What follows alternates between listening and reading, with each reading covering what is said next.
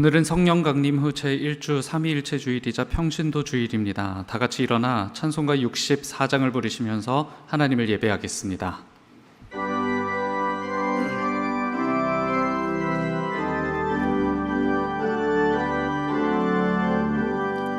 기뻐하며 경배하세 영광의 주 하나님, 주 앞에서 우리 마음 피어나는 꽃 같아 죄와 슬픔 사라지고 의심 구름 거치니 변함없는 기쁨의 주 밝은 빛을 주시네. 땅과 하늘 만물들이 주의 솜씨 빛내고 별과 천사 노랫소리 끊임없이 드높아 물과 숲과 산과 골짜 들판이나 바다나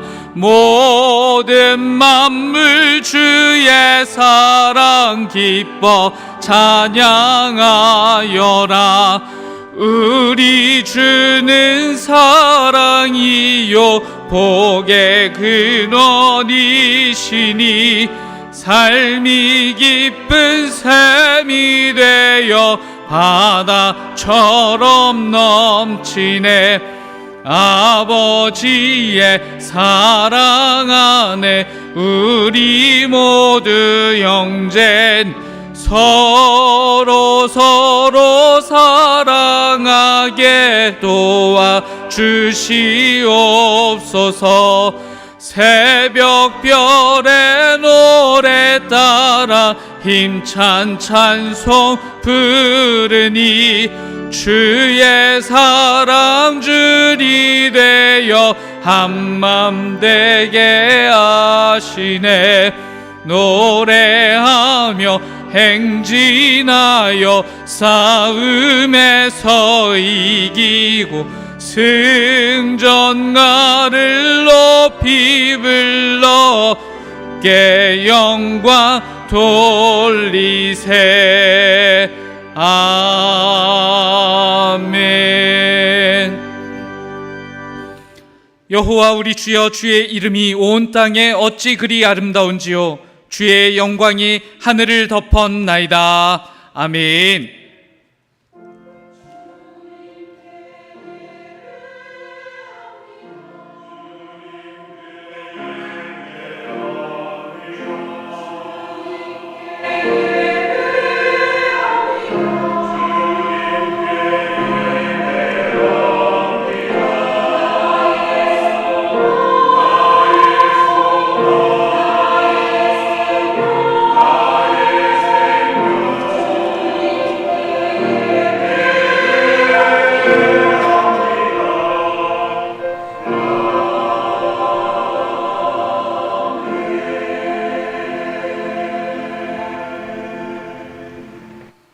자리에 앉으시겠습니다.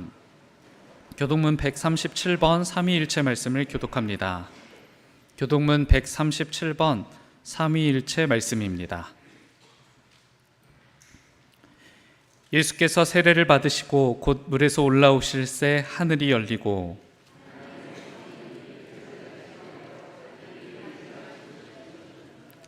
하늘로부터 소리가 있어 말씀하시되 그러므로 너희는 가서 모든 민족을 제자로 삼아 아버지와 아들과 성령의 이름으로 세례를 베풀고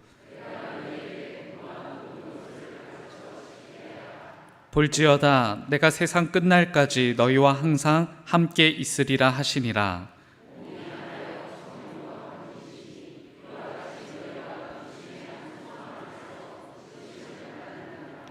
주도 한 분이시요 믿음도 하나요 세례도 하나요 하나님도 한 분이시니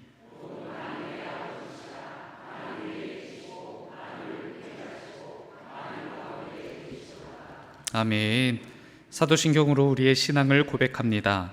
전능하사 천지를 만드신 하나님 아버지를 내가 믿사오며 그 외아들 우리 주 예수 그리스도를 믿사오니 이는 성령으로 잉태하사 동정녀 마리아에게 나시고 본디오 빌라도에게 고난을 받으사 십자가에 못 박혀 죽으시고 장사한 지 사흘 만에 죽은 자 가운데서 다시 살아나시며 하늘에 오르사 전능하신 하나님 우편에 앉아 계시다가 저리로서 산자와 죽은 자를 심판하러 오시리라.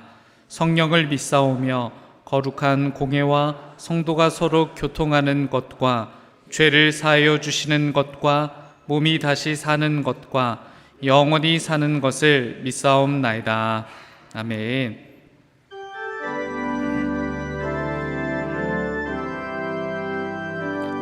찬양 성부 성자 성령 성삼위일체께 영원 무궁하기까지 영광을 돌리세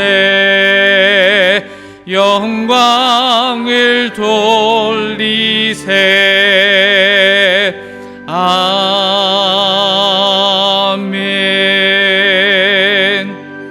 민기롱 장로님께서 오늘의 기도를 인도해 주시겠습니다.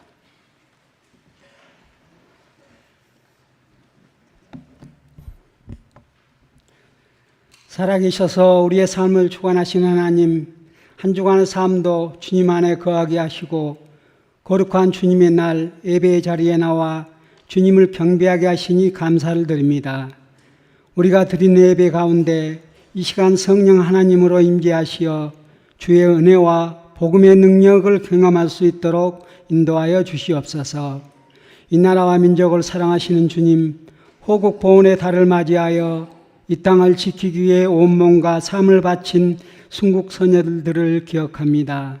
많은 선열들의 피와 눈물로 지킨 이 땅을 이제는 우리가 복음으로 세워가게 하시고 국가의 이정자들을 주의 손으로 붙드사 정의와 사랑으로 대한민국을 이끌어갈 수 있도록 주님께서 인도해 주시옵소서.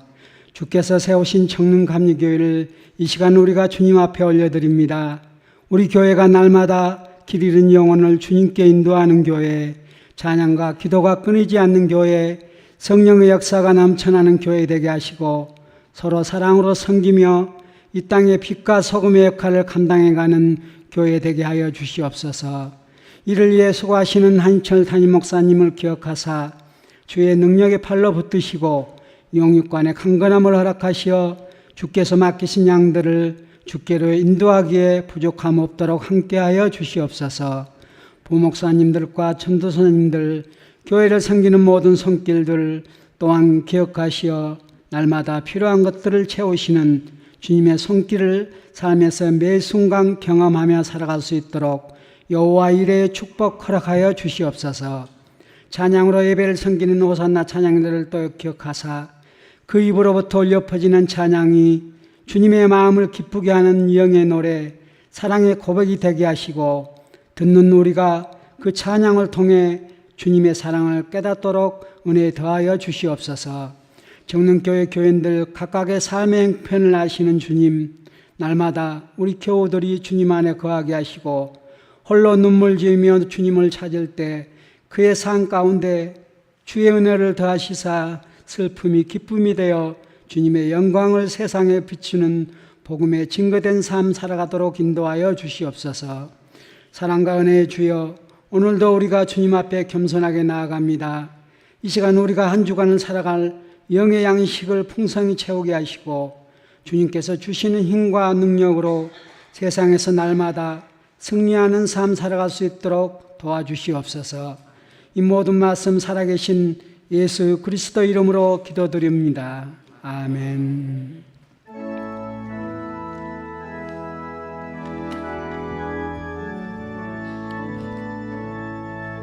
하늘에 계신 아버지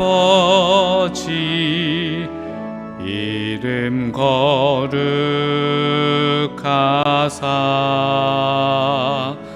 주의 주님 나라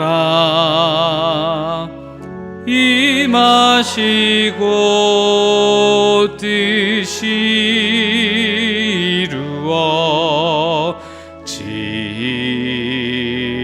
이루어지이다. 일용할 양식 주시고 우리들의 큰 죄 다 용서하옵시고 또 시험에 들게 마시고 악에서 구원하소서. 대개 주의 나라 주의 권세 주의 영광 영원히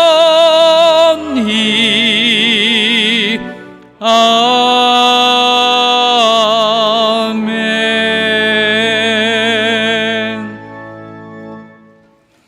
오늘 하나님께서 우리들에게 주신 말씀은 욥기 42장 1절부터 6절까지의 말씀입니다. 구약성경 804쪽입니다. 욥기 42장 1절부터 6절까지의 말씀입니다.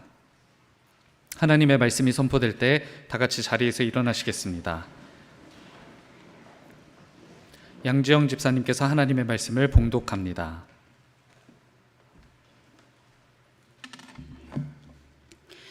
욥이 여호와께 대답하여 이르되 주께서는 못하실 일이 없사오며 무슨 계획이든지 못 이루실 것이 없는 줄 아오니 무지한 말로 이치를 가리키는 자가 누구니이까. 나는 깨닫지도 못한 일을 말하였고 스스로 알 수도 없고 헤아리기도 어려운 일을 말하였나이다.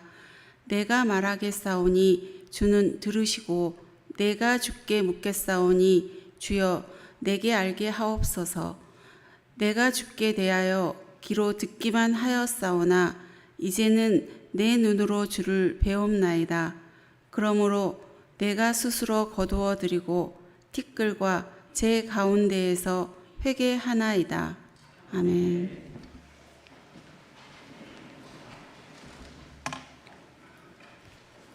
호산나 찬양대에 찬양이 있겠습니다. 찬양 후 담임 목사님께서 눈으로 뵙는 하나님이라는 제목으로 말씀 전해주실 때 큰 은혜 있으시길 바랍니다.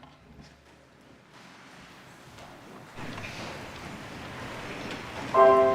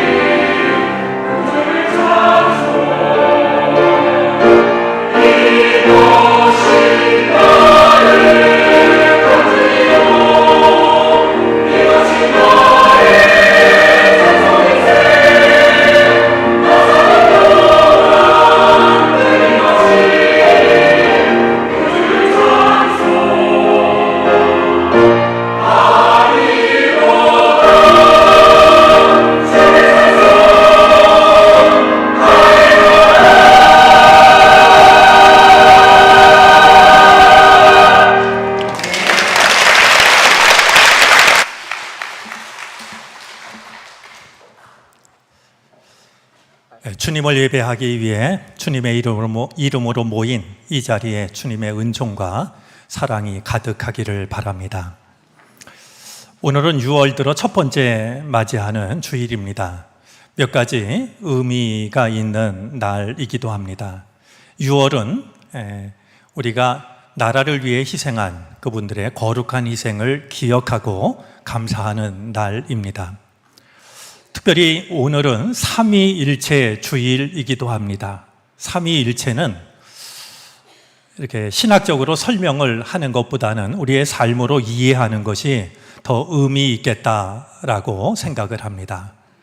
하나님이 언제 어느 때 어떤 모습으로 나를 찾아오신다 할지라도 그 하나님을 알아차릴 수 있는, 그리고 그 하나님을 내 마음속에 모실 수 있는 그 믿음을 갖는 날이 바로 삼위일체 주일에 해당이 된다 생각을 합니다.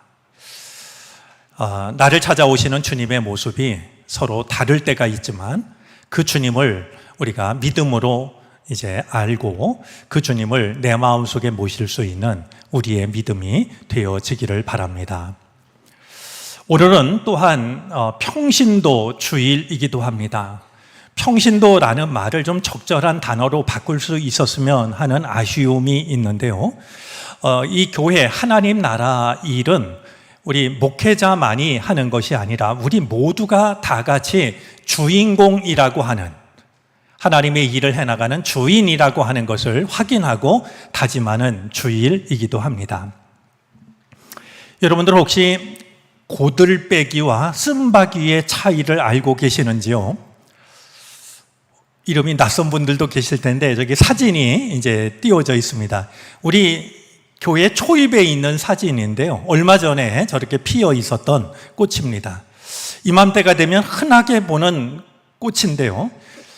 저 꽃을 유심히 보면 저 꽃 속에 고들빼기도 있고 쓴바귀도 있습니다. 사실은 제가 잘 아는 것처럼 말씀을 드리지만 저도 얼마 전에 우리 교회를 다녀갔던 임종수 목사님께 배운 이야기입니다. 자, 보면 꽃도 비슷하고 생김새도 비슷한데요. 고들빼기와 쓴바귀의 차이가 어디에 있냐 하면 이파리에 있습니다. 제가 오늘 일부 예배를 드리기 전에 나가서 좀 이게 차이 나는 걸 뜯어왔는데요. 먼저 고들빼기를 보면은요, 이렇게 이제 줄기가 올라가지 않습니까? 근데 이파리가 나는데요. 이 이파리가 줄기를 가운데 두고서 돌돌 이 줄기를 말고 있습니다. 이게 고들빼기입니다. 그럼 쓴바귀는 어떠냐 하면은요, 쓴바귀는 이렇게 줄기에서 이파리가 그냥 퍼져나갑니다. 그러니까 줄기를 이렇게 감싸고 이파리가 돋아난 것은 고들빼기, 이파리에서 그냥 잎이 삐쭉 뻗어나간 것은 쓴바귀. 다음에 누가 좀 아는 척을 하면 바로 잡아주셔도 좋을 것 같습니다. 제가 오늘 평신도 주일을 맞아서 이런 이야기를 하는 데는 이유가 있습니다. 사실 우리가 세상 속에서 믿지 않는 사람들과 섞여 살아갈 때는 누가 하나님을 믿는 사람인지 하나님을 믿지 않는 사람인지 구별하기가 어렵습니다. 그러나 아무리 고들빼기와 쓴바귀가 비슷해 보여도 이걸 아는 사람이 보면 차이가 납니다. 우리 그리스도인들도 마찬가지일 겁니다. 그냥 대충 볼 때는 믿는 자나 안 믿는 자나 별 차이가 보이지 않는다 할지라도요, 유심히 바라보면 분명히 다른 게 있을 겁니다. 말하는 것이나 생각하는 것이나 행동하는 것이나 혹은 마음속에 가지고 있는 어떤 가치의 기준이나 이런 하나하나가 하나님을 믿는 사람과 믿지 않는 사람을 구별시켜 줄 겁니다. 오늘 평신도 주일을 맞아서 우리가 세상 속에서 살아가지만 우리가 세상 사람들과는 뭔가 다른, 고들빼기와 쓴바귀가 다른 것처럼 말이죠. 뭔가 다른 그것이 있어서 그것이 우리로 하여금 세상의 소금과 빛이 되게 하는 이런 은혜를 우리가 한번 생각하고 그 은혜를 마음에 간직할 수 있었으면 좋겠습니다. 지난주에 저희가 욥기 1장, 2장 말씀을 나눴는데요. 욥기 1, 2장에 나오는 이 욥의 모습은 마치 믿음의 대장부처럼 보입니다. 정말 감당하기 힘든 고난 앞에서도 욥은 흔들리지 않았습니다. 사랑하는 자녀 10명이 한꺼번에 목숨을 잃었을 때에도, 그리고 수많은 사람들의 부러움을 샀던 재산을 한순간에 모두 잃어버렸을 때에도, 또한 머리끝부터 발끝까지 온몸에 종기가 돋아서 제 위에 앉아 기와장으로 자기의 몸을 긁을 때에도, 심지어 그 모습을 보고 아내가 차라리 하나님을 저주하고 죽으라라고 말했을 때에도 욥은 하나님을 부인하지 않았습니다. 말로 죄를 짓지 않았습니다. 그런 욥을 보면 어떤 고난 앞에서도 흔들리지 않는 믿음의 대장부의 모습이 보입니다. 하지만 이어지는 욥기의 내용을 보면 그것이 욥의 전부가 아니었습니다. 그동안 가져왔던 이 믿음이 뿌리채 흔들리고 있고, 견고했던 욥의 신앙은 마치 바닥으로 떨어져서 산산조각이 난 유리 그릇처럼 말이죠. 그냥 밟을 때마다 발이 베일 것 같은, 다시는 회복하는 것이 불가능하게 여겨질 정도로 욥의 믿음은 산산조각 부서지고 있습니다. 욥은 하나님을 가리켜서 나를 관역으로 삼으시고 화살을 마구 쏘아대는 분이라고 말합니다. 그것도 그냥 화살이 아니라 화살 끝에 독을 묻힌 그 화살을 하나님은 나를 향해 마구 쏘아대고 있다라고 말합니다. 그동안에는 나에게 복을 주시는 분으로 알았는데 오히려 나의 적이 되셨다라고도 말합니다. 그동안에는 나를 지켜주시는 분이라고 믿었는데 이제는 악한 자의 손에 나를 넘기시는 분이라고 말합니다. 침 꼴깍 삼킬 동안도 욥을 그냥 내버려 두지 않으시고 괴롭히시는 분입니다. 욥이 어렵게 잠이 들면 하나님은 꿈으로 찾아오셔서 욥을 놀래키게 하는 분이 됩니다. 욥이 가지고 있는 등불을 꺼트려서 욥을 어둠 속에 가두고 계시는 분이기도 합니다. 욥은 하나님께 이렇게 항의를 합니다.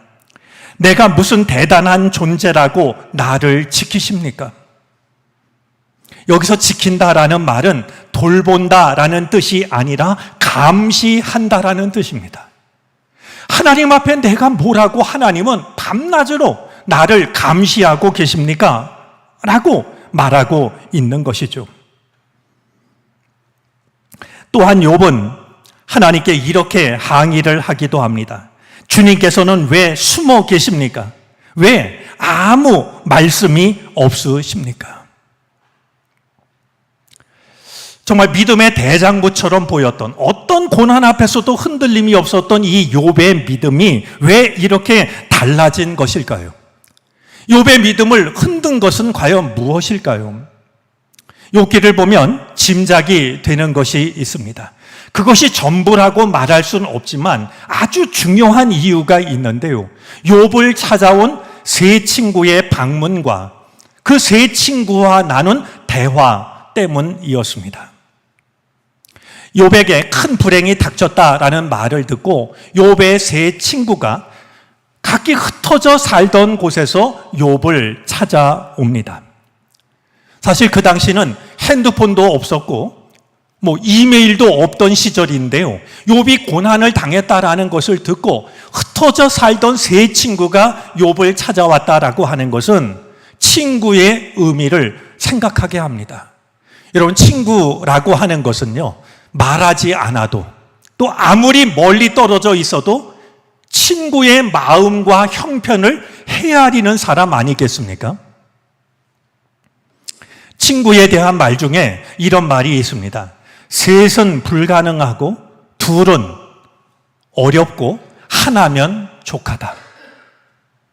셋은 불가능하고 둘은 어렵고 하나면 족하다라는 이 말이 진실한 친구를 두고 하는 말입니다. 바라기는 우리 교우들께서 정말 하나면 족하다라고 했던 서로가 서로에게 좋은 믿음의 벗이 되어졌으면 좋겠습니다. 자, 이 욥을 찾아온 세 친구는 이 욥의 비참한 모습 앞에서 할 말을 잃어버리고 맙니다.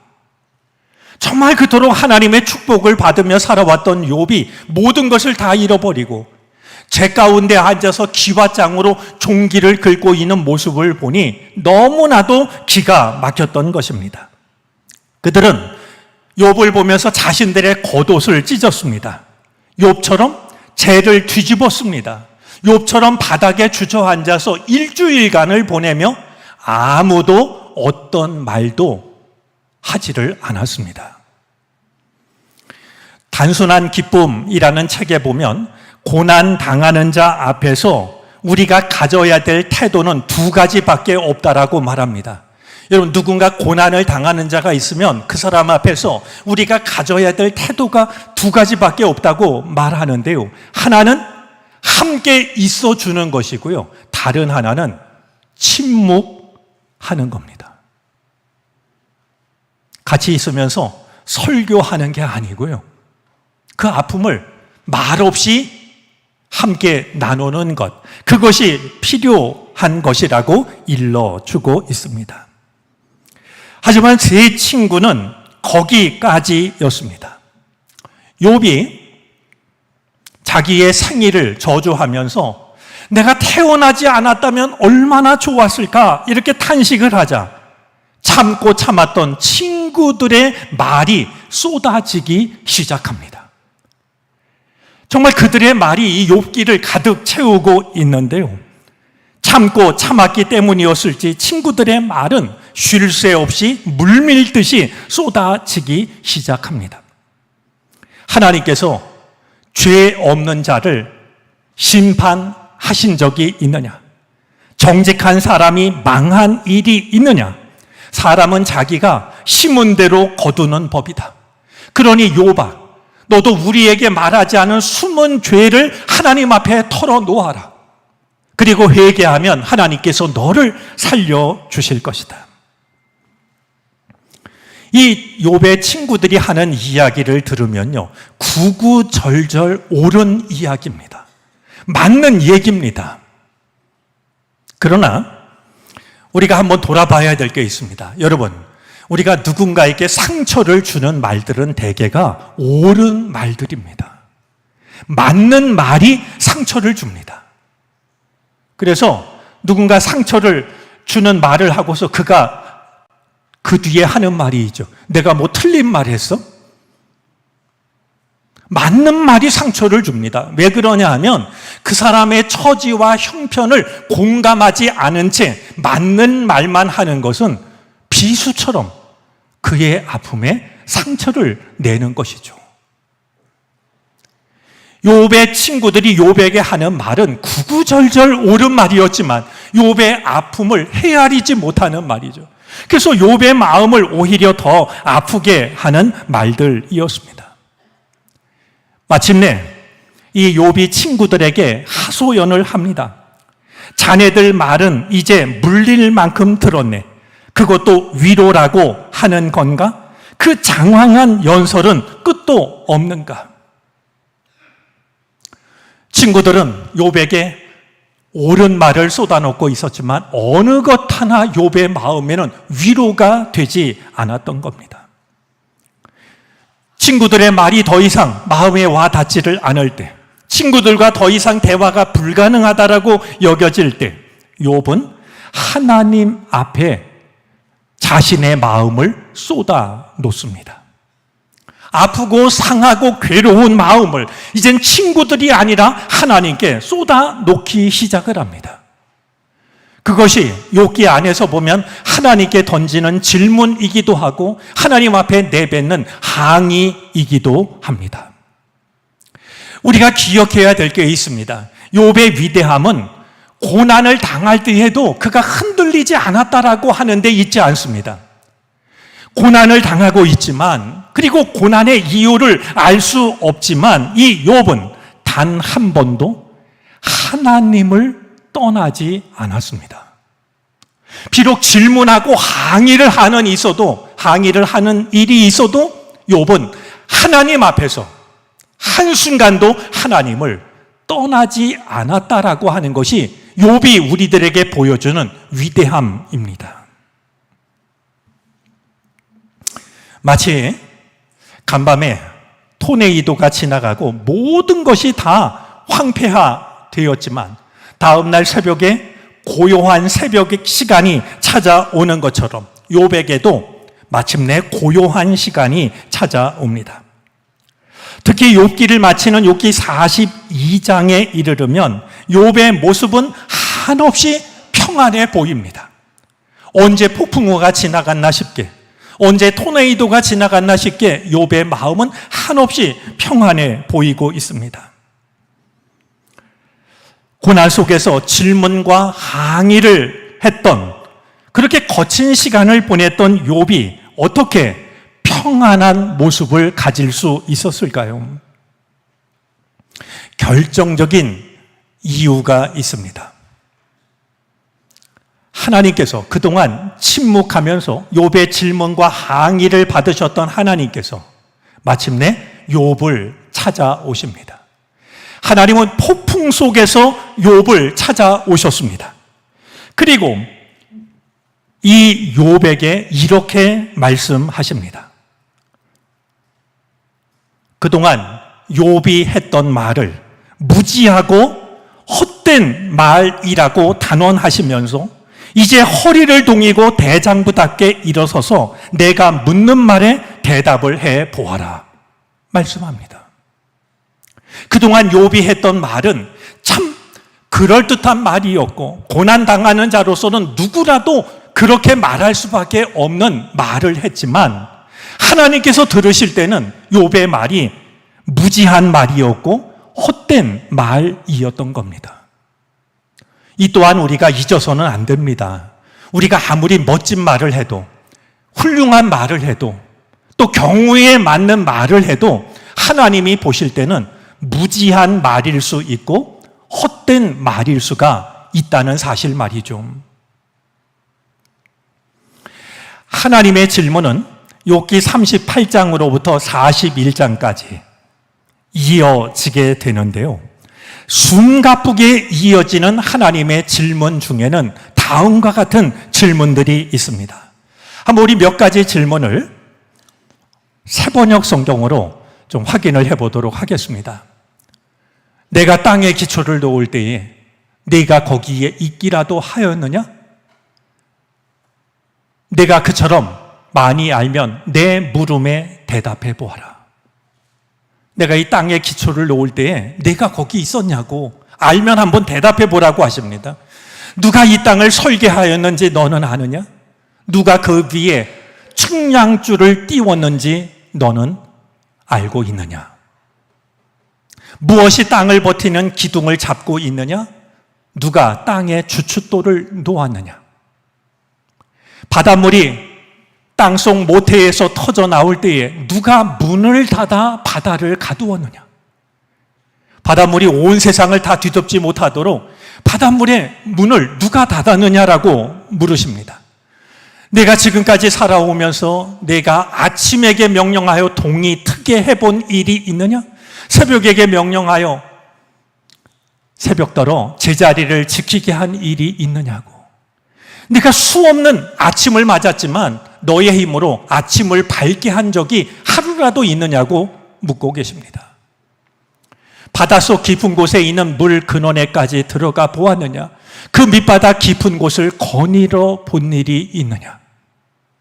죽은 자가 들어가는 문을 들여다본 일이 있느냐? 그 죽음의 그늘이 들여온 문을 본 일이 있느냐? 바다 깊은 곳에 있는 물 근원에까지 들어가 보았느냐? 그 밑바닥 깊은 곳을 거닐어 본 일이 있느냐?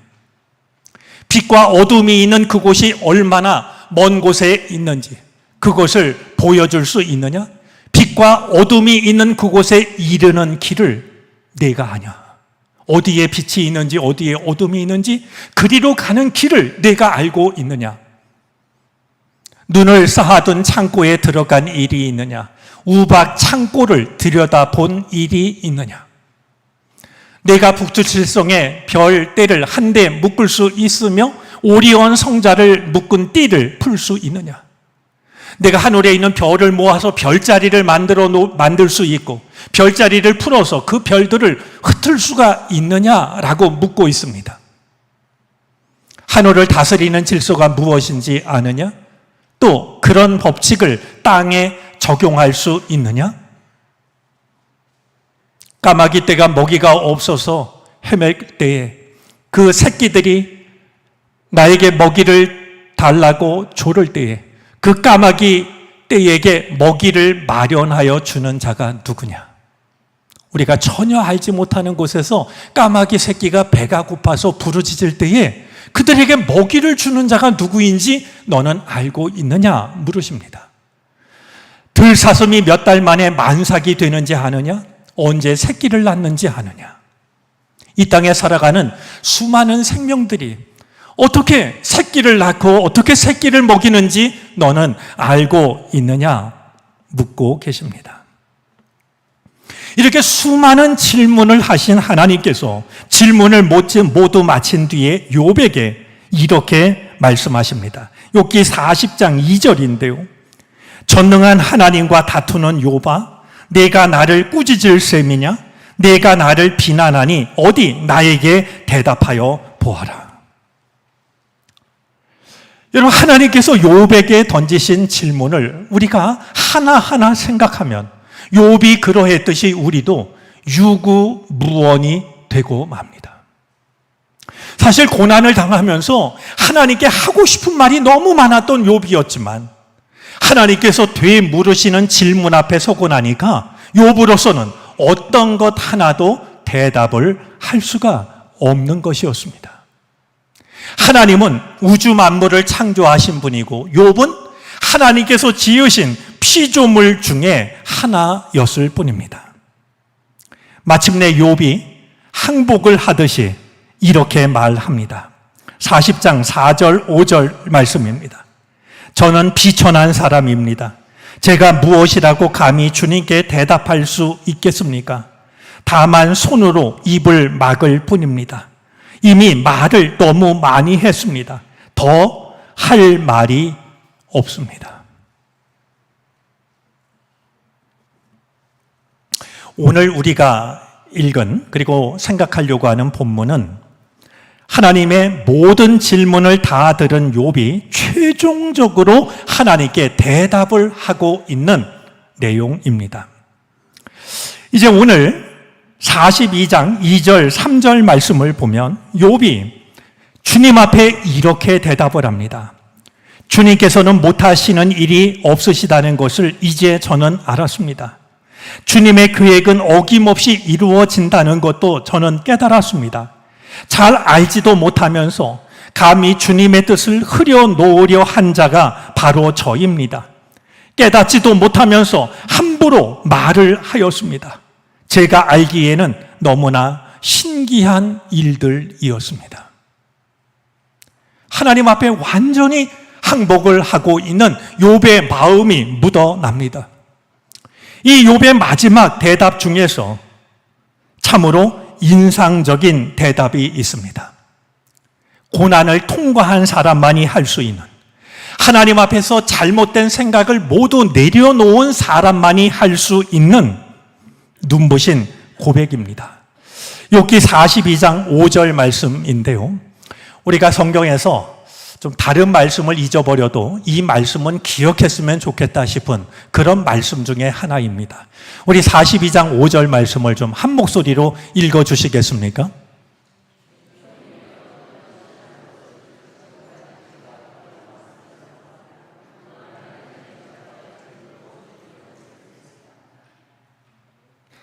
욥은 누구보다 자기가 하나님을 잘 안다고 생각했습니다.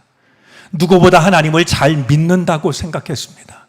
그러나 고난을 통하여서 그리고 나에게 찾아오신 하나님을 통하여서 욥이 하나님을 새롭게 만나고 나니까 그 그동안 내가 알아왔던 하나님은 귀로만 들어왔던 하나님이었습니다. 소문처럼 들었던 하나님을 믿어왔던 것이었습니다. 그러나 고난을 지나서 나를 찾아오시는 하나님을 만나고 나니까 그 하나님은 내가 귀로만 들어왔던 하나님이 아니라, 친구들이 말하고 있는 하나님이 아니라 내 눈으로 뵙는 하나님. 요번 마침내 나는 이제 내 눈으로 살아계신 하나님을 뵙습니다 라고 고백을 하고 있는 겁니다. 이 욥의 고백을 들으면 마치 매미가 껍질을 벗는 것처럼 여겨집니다. 하나의 껍질을 벗고 새로운 존재로 태어나는 것 같습니다.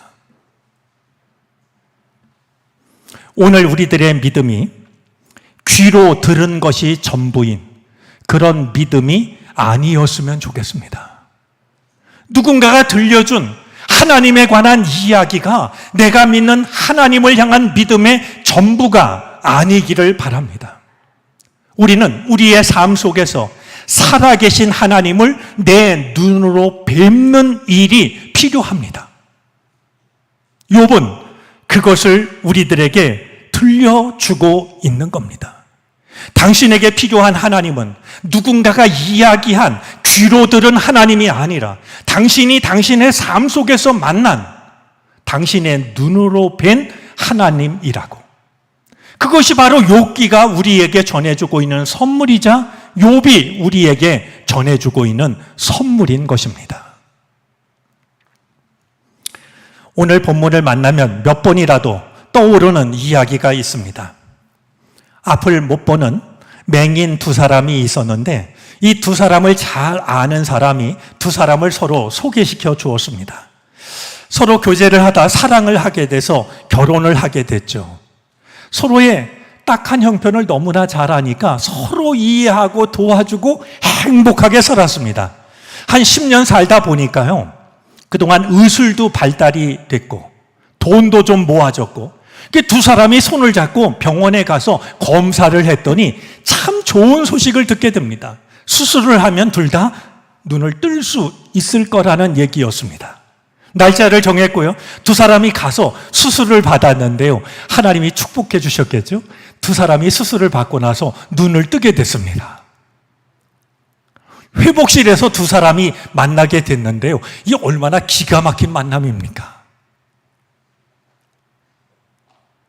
눈을 뜨고 남편을 처음 본 아내가 이렇게 남편한테 인사를 했답니다.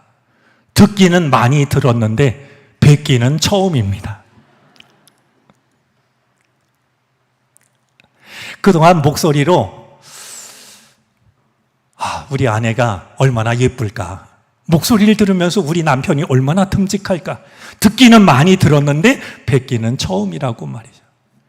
저는 굉장히 오래전에 이 이야기를 텔레비전에서 들었습니다. 마침 밥을 먹다 들었는데요. 정말 밥풀이 튀어나오도록 웃어댔습니다.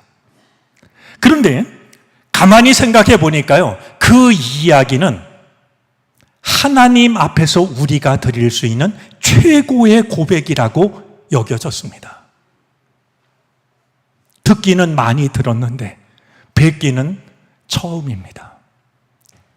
여러분, 이것이 우리의 믿음의 고백이 된다면 얼마나 복된 일일까요? 욥기를 마치면서 조금은 과분해 보이는 소망 하나를 함께 간직하고 싶습니다. 여러분, 우리는 인생을 살다 보면 어떤 일을 경험함으로써 그 일을 경험하기 이전의 나와 그 일을 경험한 이후의 나가 같아질 수 없는 결정적인 경험을 할 때가 있습니다. 6.25 전쟁을 겪으신 분은요, 아무리 젊은 세대가 나라와 역사에 대해서 이야기를 해도 그 경험이 있기 때문에 마음이 바뀌질 않습니다. 죽을 병에 걸렸다가 기적적으로 살아난 사람은요, 아침에 떠오르는 해가 날마다 새로운 법입니다. 누군가를 진정으로 사랑하게 된 사람도요, 어제까지는 세상이 칙칙했는데요, 사랑하고 나니까 세상이 그렇게 눈부시고 아름다운 세상이 되는 거 아니겠습니까? 우리에게 욥기가 그럴 수 있다면 얼마나 좋을까요? 욥기를 읽기 전과 욥기를 읽은 이후에 우리가 다른 사람이 될 수 있다면 말이죠. 우리의 인생을 바라보는 눈이 욥기를 읽기 전과 욥기를 읽은 이후가 완전히 다를 수 있다면, 우리에게 찾아오는 고난이 어떤 의미를 가지고 있는지를 욥기를 알기 전과 욥기를 읽은 다음에 완전히 달라질 수 있다라고 하면, 하나님 앞에서 갖는 믿음의 의미를 욥기를 읽기 전과 욥기를 읽은 이후가 완전히 달라질 수 있다면 말이죠. 과분한 소망이라고 말씀을 드렸는데 과분하지 않은 소망이 되어졌으면 좋겠습니다. 우리가 욥기를 읽음으로 우리 인생을 바라보는 눈이 달라질 수 있기를 바랍니다. 우리에게 찾아오는 고난을 바라보는 우리의 마음이 달라질 수 있었으면 좋겠습니다. 하나님을 향한 우리들의 믿음이 귀로 듣는데 만족하는 것이 아니라 내 두 눈으로 살아계신 주님을 뵙는 거기까지 나아갈 수 있게 되기를 바랍니다. 이 복된 은혜가 오늘 예배하는 우리 모두 가운데 함께 하시기를 바랍니다.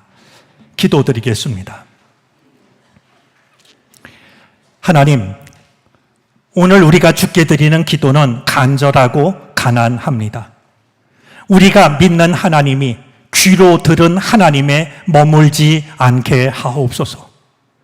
우리의 두 눈으로 뵙는, 그래서 우리의 신을 벗어야 하는 하나님이 되게 하시옵소서. 예수 그리스도의 이름으로 기도를 드립니다. 아멘.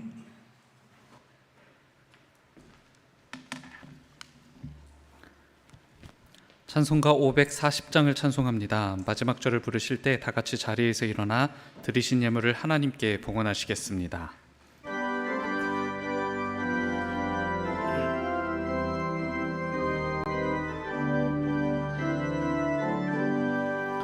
주의 음성을 내가 들으니 사랑한단 말일세.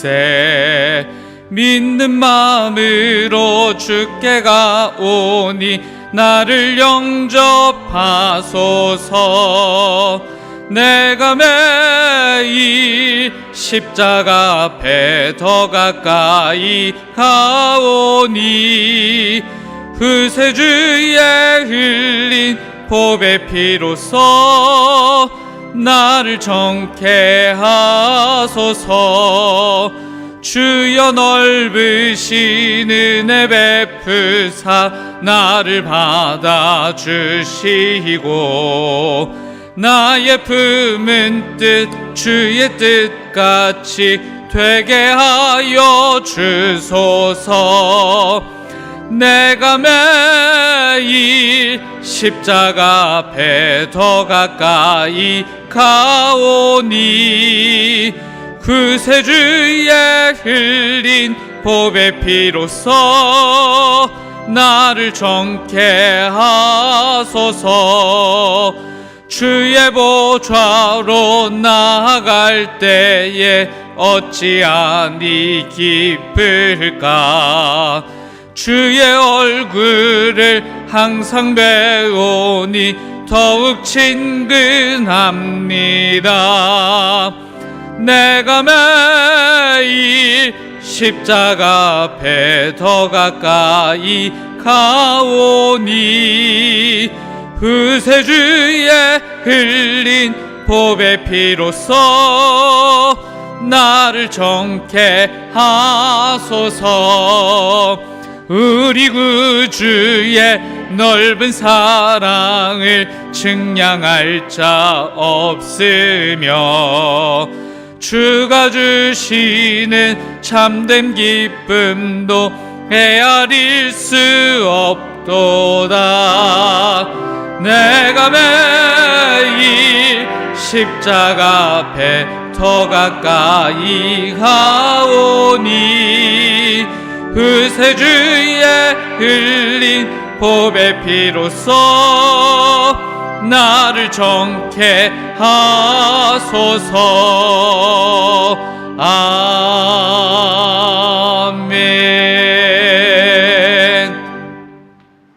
하나님, 우리는 하늘의 별들을 모아 별자리를 만들 수도 없고 만들어진 별자리를 흩어 각기 다른 곳으로 보낼 수도 없는 피조물입니다. 그런 우리를 눈동자처럼 바라보시며 크신 사랑으로 지켜주시는 하나님의 은혜를 감사드립니다. 나보다 더 나를 잘 아시는 주님, 나보다 더 나를 사랑하시는 주님, 그 주님을 귀로만 듣는 일이 없게 해 주시기를 바라고 원합니다. 우리의 삶 속에서 살아계신 주님을 경험할 수 있도록 은혜 베풀어 주옵소서. 오늘도 우리가 주님 앞에 나와 예배를 드리며 우리에게 허락하여 주신 하나님의 은혜와 사랑을 기억하며 우리의 마음을 주님께 드립니다. 우리 삶의 주인이 주님이심을 고백하오니 받아 주옵소서. 우리의 약함을 아시는 주님, 몸과 마음의 연약함에서 우리를 건져 주시기를 바라고 원합니다. 고치시고 회복시켜 주시옵소서. 강건한 모습으로 하나님이 주시는 모든 날들을 은혜 가운데 살아가게 해 주시기를 바라고 원합니다. 저희들의 가정을 지켜 주옵소서. 주님의 은혜와 평안이 가득한 행복한 가정이 되게 해 주옵소서. 우리가 하는 모든 일들을 돌보아 주시기를 바라고 원합니다. 선하고 아름다운 열매가 풍성히 나타나게 해 주시옵소서. 우리가 바치는 예물 속에는 하나님께 드리는 우리의 간절한 기도와 간구가 담겨 있습니다. 들으시고 응답하여 주시옵소서. 그동안 정론교회 냉난방기 교체를 위하여 정성으로 참여한 교우들이 있사오니 주님이 그 정성을 기억하여 주시옵시고 가장 귀한 것으로 응답하여 주옵소서. 우리가 더욱 은혜로운 예배를 하나님께 드릴 때 오셔서 영광을 받아 주옵소서. 감사를 드리며 예수 그리스도의 이름으로 기도를 드립니다. 아멘.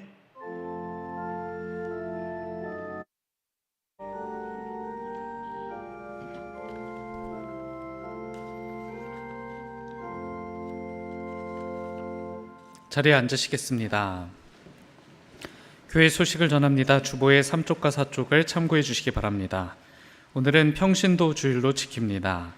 성경 통독 제20주입니다. 욥기 22장부터 42장까지 통독합니다. 구역인사위원회가 오늘 2부 예배 후 성가대석에서 있습니다. 정릉천 청소사역이 10일 토요일 오전 9시 교회에서 모입니다. 2023 꿈꾸는 제자학교가 11일 주일 오후 예배 시간에 재개됩니다. 그리다 꿈 제7호를 발행하였습니다. 교적에 등록할 사진을 제출해 주시거나 또는 촬영에 응해 주시길 바랍니다. 교회 냉난방기 교체를 위한 특별 헌금 현황을 주보를 통해 확인하실 수 있습니다. 교회 사진을 11월까지 공모합니다. 교육부 소식입니다. 유초등부 찬양팀 단합대회가 6일 화요일 오전 9시 교회에서 출발합니다. 유초등부 야외 예배를 다음 주일 오전 10시 북서울 꿈의 숲에서 모입니다. 청년부 청년 양육 수료 리트릿을 10일 토요일 오전 7시 교회에서 출발합니다. 2023년 청년부 여름수련회가 7월 6일 목요일부터 7월 8일 토요일까지 가평 영두동 교회 수양관에서 진행됩니다. 모임 소식입니다. 총 6교회 임원회의가 오늘 2부 예배 후 자모실에서 있습니다. 정기기획위원회가 오늘 12시 30분 기획위원실에서 모입니다. 속회공과교육이 7일 수요일 수요 예배 후 오전 11시 20분 이곳 하임예배실에서 있습니다. 2023년 상반기 임원회가 다음 주일 2부 예배 후 이곳 하임예배실에서 있습니다. 교우 소식입니다. 요양원 및 병원에 입원 중인 환우들을 기억해 주시고 기도해 주시길 부탁드립니다. 허정 집사님의 시부 오성근님께서 별세하시어 장례로 모셨습니다. 섬김 소식입니다. 구현희 권사님께서 어머니 기일을 맞아 식사를 대접합니다. 조윤수 성도님, 남현정 성도님, 결혼기념에 감사하며 화분을 봉헌합니다. 그 외 예배 섬김란을 확인해 주시고 섬김에 동참해 주시길 부탁드립니다. 담임 목사님께서 성도의 교제를 인도해 주시겠습니다. 코로나가 잠잠해지면서 다른 이렇게 감기, 몸살 이런 증세가 좀 많은 분들에게 퍼지고 있는 것 같습니다. 모두 평안하시고 건강하시기를 바랍니다. 우리 지난주 사진으로 돌아보는 시간 갖겠습니다.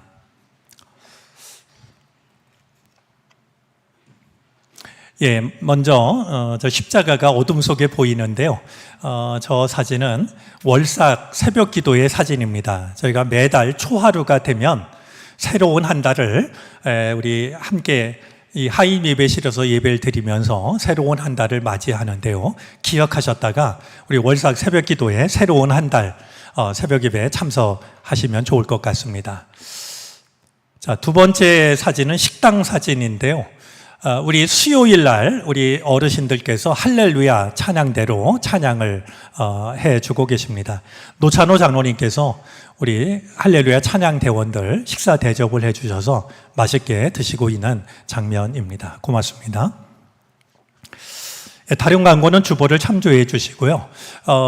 제 둘째 한규민 군이 휴가 겸 좀 한국에서 볼 일이 있어서 잠깐 나왔습니다. 그래도 오랜만에 나왔으니 서서 한번 인사할래요? 기도해 주셔서 감사합니다. 우리 성도의 교제 나누도록 하겠습니다. 옆자리에 있는 분, 앞뒤에 계신 분, 또 가정에 있는 가족들 서로 인사하겠습니다. 건강하시기 바랍니다. 평안하시기 바라고요. 주님의 은혜가 충만하시기를 빕니다. 다 같이 일어나셔서 결단 찬송 부르시겠습니다. 찬송 후에 담임 목사님의 축도로 예배를 마칩니다.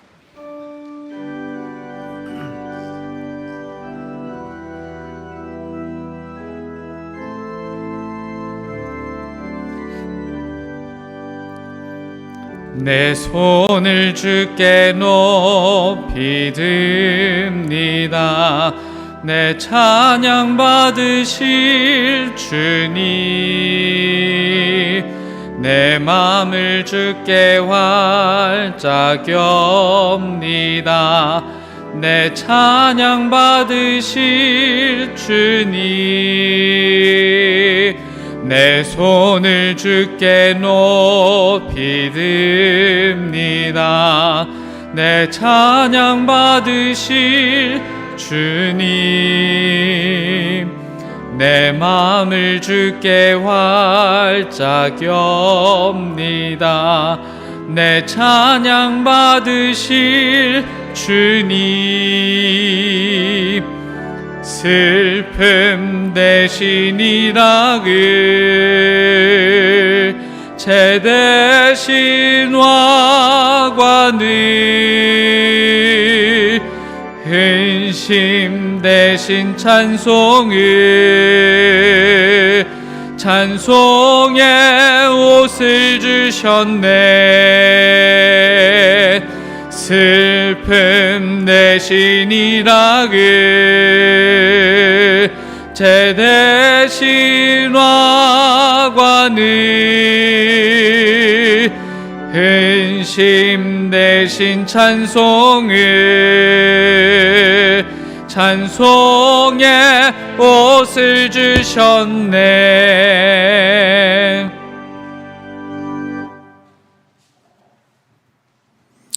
슬픔 대신에 희락을, 재 대신에 꽃의 머리띠를, 근심 대신에 찬송을, 두려움 대신 찬송의 옷을 우리에게 입혀 주시옵소서.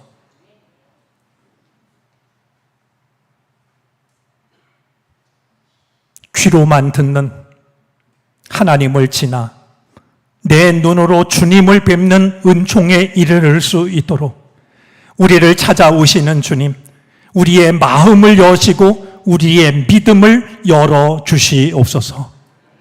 지금은 우리 구주 예수 그리스도의 크신 은혜와 하나님 아버지의 무한하신 사랑하심과 도우시며 이끄시는 성령의 은총이 주님 앞에 나와 마음으로 예배하고 정성으로 예배하고 돌아서는 모든 주님의 백성들 머리 위에 이제로부터 영원토록 함께 계시옵기를 간절히 축원하옵나이다.